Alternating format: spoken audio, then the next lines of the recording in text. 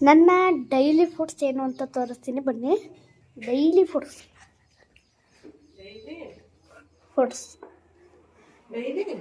ಯಾವಾಗಲೂ ನಾನು ಇದನ್ನೇ ಯೂಸ್ ಮಾಡೋದು. ಇಲ್ಲಿ ನೋಡಿ, ಇಲ್ಲೇ ಬರ್ದೈತೆ ಟಾಲರ್, ಸ್ಟ್ರಾಂಗರ್, ಶಾರ್ಪರ್. ನಾನು ಅದಕ್ಕೇನು ನಾನು ಹಾರ್ಲಿಕ್ಸ್ ತಗೊಂಡಿಲ್ಲ. ಒಳ್ಳೆ ಫುಡ್ಸ್ ಇದ್ದಾವೆ ಒಳಗಡೆಯಿಂದ.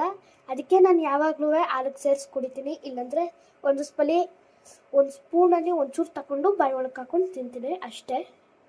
ಡೈಲಿ ಫುಡ್ ಇದು ನಂದು, ಯಾವಾಗಲೂ ತಿಂತೀನಿ. ಫಸ್ಟು ಇದನ್ನು ನಾನು ತಿಂತಾ ಇರಲಿಲ್ಲ, ಈಗ ತಿಂತಾ ಇದ್ದೀನಿ. ಮುದ್ದೆ ಜೊತೆ ತಿನ್ನೋಕ್ಕೆ ಸಖತ್ತಾಗೈತೆ ಇದು. ನೋಡಿ, ಅಮ್ಮ ಜೀನಿ ಕುಡಿತದೆ.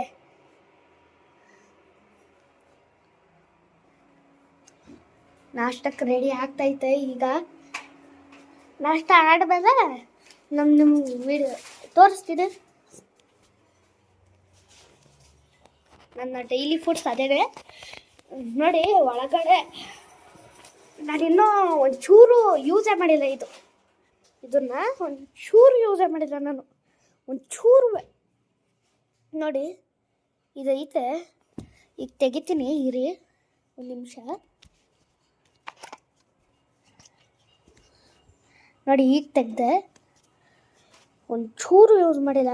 ಕವರ್ ಹೆಂಗೈತೋ ಹಂಗೆ ಐತೆ ನೋಡಿ, ಇನ್ನೂ ಯೂಸ್ ಮಾಡಿಲ್ಲ. ಹೊಸ್ದಾಗಿ ತಗೊಂಡು ಬಂದಿರೋದು, ನೆನ್ನೆ ತಗೊಂಡು ಬಂದಿರೋದನ್ನ. ಒಂಚೂರು ಯೂಸ್ ಮಾಡಿಲ್ಲ. ಈಗ ನಾನು ಕುಡಿಯೋಕ್ಕೆ ಹಾಲು ಜೊತೆ ಸೇರಿಸ್ಕೊಂಡು ಈಗ ನಾನು ಓಪನ್ ಮಾಡಬೇಕು.